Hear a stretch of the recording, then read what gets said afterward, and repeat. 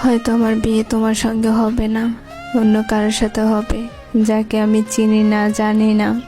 আমার অনিচ্ছা থাকার সত্ত্বেও সে আমার শরীরে স্পর্শ করবে।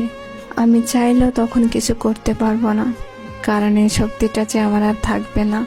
আমার অনেক ঘৃণা লাগবে, কারণ আমাকে অন্য কেউ ছোঁয়ার কথা ছিল। এইটা সে না, অন্য কেউ। তখন আমি খুব কান্না করব, আর সে মনে করবে আমি সুখে কান্না করছি। কিন্তু সে বুঝবে না এইভাবে প্রতিদিন এক একটা রাত আমার কাছে ধর্ষণের রাত।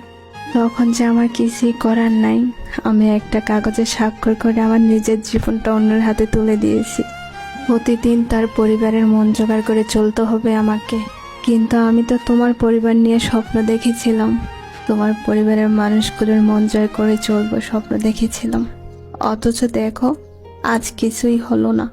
এক সময় এসবে আমি অভ্যস্ত হয়ে যাব, তারপরে হঠাৎ একদিন জানতে পারবে আমি মা হব। এইটা তো একটা নারীর জীবনে সবচেয়ে সুখের দিন। কিন্তু আসলে কি আমি ওই দিন সুখী হব? না, হব না। ওই দিন চিৎকার করে কাঁদতে ইচ্ছা করবে, কারণ এই বাচ্চাটা আমাদের ভালোবাসার চিহ্ন না।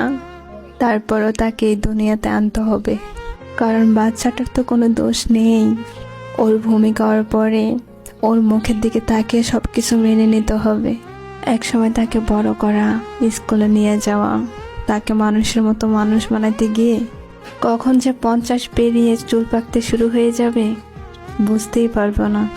এর মাঝখানে তোমাকে অনেক মনে পড়বে, তখন লুকিয়ে লুকিয়ে অনেক কাঁদবো। তারপরে দিন শেষে দীর্ঘশ্বাস ফেলে আবার ব্যস্ত হয়ে যাব। তারপর হয়তো কোনো এক রাতে ঘুমের মধ্যে চলে যাব না ফেরার দেশে। সেদিন হয়তো তুমি আর জানবে না, হয়তো আমার কথা মনে করে গভীর রাতে তুমি আমার জন্য চোখ ভিজাবে। হয়তো ভিজাবে না, আর নয়তো ভিজাবে, কিন্তু আমার মনের কথাগুলো অবশ্যই থেকে যাবে।